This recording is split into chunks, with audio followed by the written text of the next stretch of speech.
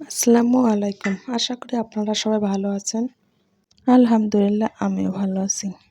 আল্লাহ তাআলা তার বান্দাদের পরীক্ষা নেওয়ার জন্য ছোট, ছোট বিপদ, অসুখ-বিসুখ দিয়ে থাকেন। আমার তো মনে হয় এটা, তাই না?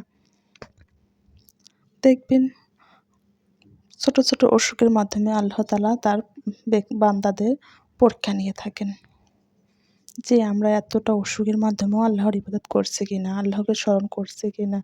সেইজন্য আমরা যে কোনো অবস্থায় থাকি না কেন, আল্লাহকে স্মরণ করতে হবে। সবাই বলুন আমিন। আল্লাহ তাআলার উপর কখনোই নারাজ হওয়া যাবে না। আল্লাহ তাআলা যা করেন ভালোর জন্যই করেন। কালকে আমাদের বাড়িতে একটা দুর্ঘটনা ঘটে গেছে। আমাদের বাসায় ২টা মিটার। একটা মিটারে আগুন লেগে গেছে। আল্লাহর রহমতে বাসার কোনো ক্ষতি হয়নি এবং মানুষজন সমস্ত কিছু সবাই সুস্থ আছে। আলহামদুলিল্লাহ। সবাই আমাদের জন্য দোয়া করবেন এবং আমাদের আল্লাহ তাআলা যেন হেফাজতে রাখে সেই কামনা করবেন। জানি না কেন আমাদের সঙ্গে এরকম হচ্ছে, বুঝতে পারছি না। যারা আমার ভিডিও আগে থেকে দেখেন তারা তো অবশ্যই জানেন কয়েকদিন আগে আপনাদের ভাইয়া যে ম্যাচে থাকতো সেখানেও আগুন লেগে গেছে। কালকে আবার আমাদের বাসায়। আমরা যেহেতু কয়েকদিন আগেই নতুন বাসায় এসেছি, বাসায় তো আমাদের বাড়িতে কেউ ছিল না, আমার শাশুড়ি একাই ছিল। বাকি এটা দিনের বেলায় ছিল দেখি সবাই বুঝতে পেরেছি। আমার তো মনে একটাই ভয়, এটা যদি রাতের বেলা হইতো তাহলে কি না হইতো।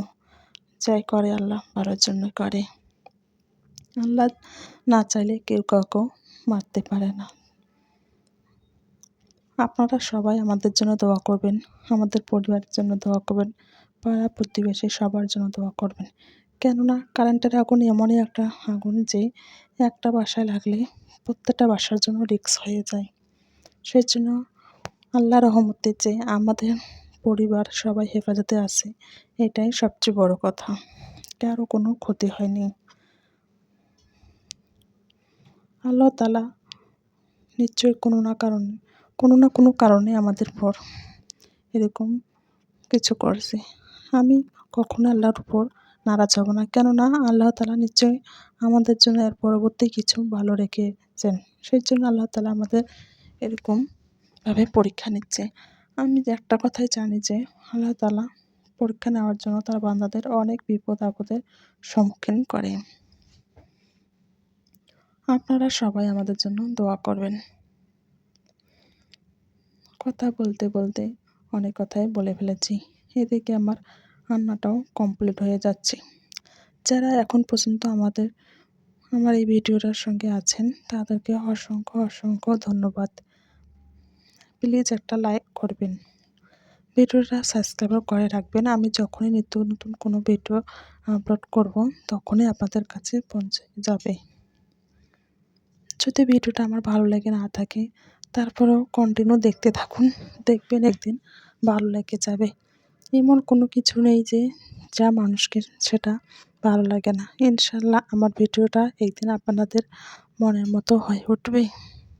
আমার এই ছোট্ট চ্যানেলটা নিয়ে আমি খুবই গর্বিত। কেননা আমি অনেকটাই গর্বিত যে এখন আমার অলরেডি ৬৩টি পরিবার হয়ে গেছে। সবাই আমার জন্য দোয়া করবেন। আস্তে, আস্তে যেন আমি সামনের দিকে এগিয়ে যেতে পারি।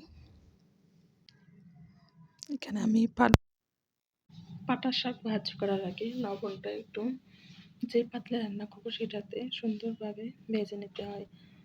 এখানে লবণের পরিমাণটা একটু বেশি দিতে হয়, কেননা যেহেতু পাটা শাকটা একটু তিতে সেহেতু লবণটা কিন্তু কোনোভাবে বেশি হবে না।